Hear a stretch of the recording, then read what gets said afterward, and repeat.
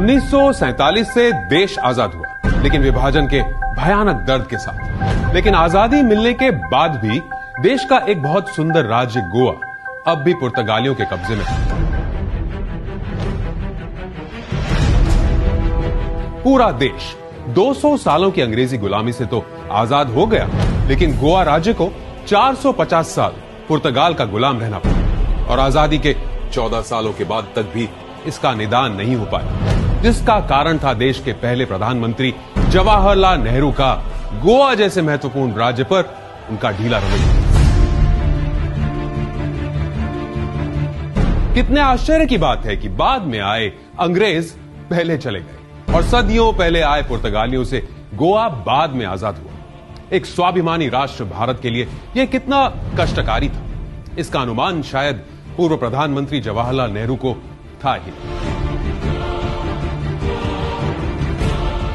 गोवा निवासी अपना बलिदान दे रहे थे और नेहरू जी हाथ पर हाथ रखकर बैठे थे, मतलब रोम जल रहा था और नीरो बांसुरी बजा रहा था। जिस समय पुर्तगालियों ने 70 युवा सत्याग्रहियों को मार दिया था, तब भी जवाहरलाल नेहरू ने कुछ नहीं किया था। और मैं आपसे कहना चाहता हूं, इस गोवा के मामले में कोई फौजी कार्रवाई नहीं करने वाले। हम इसको शांति के तरीकों से हल करने वाले और कोई इस धोखे में न रहे, फौजी कार्रवाई करेंगे। 2500 से अधिक सत्याग्रहियों को गिरफ्तार किया गया।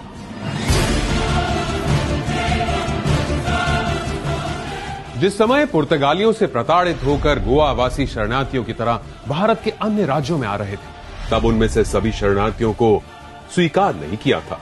क्या जवाहरलाल नेहरू गोवा को भारत का अंग नहीं मानते थे?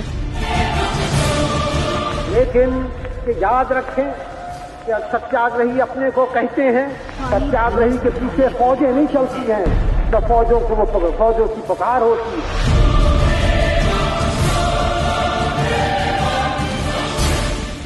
दादरा नगर हवेली को स्थानीय लोगों और राष्ट्रीय स्वयं संघ ने पुर्तगालियों से आजाद करा लिया, लेकिन गोवा में नेहरू ने ऐसा नहीं होने दिया।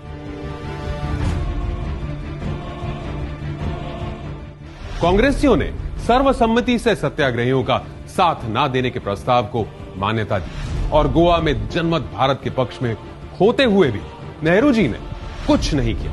ओढ़ी हुई महानता को बचाने के चक्कर में उन्होंने गोवा वासियों को बचाना उचित नहीं समझा। जिस समय उन्हें गोवा की पीड़ा और भारत के स्वाभिमान की चिंता करनी थी, उस जवाहरलाल नेहरू को सिर्फ अपनी शांतिप्रिय छवि को और निखारने की चिंता थी।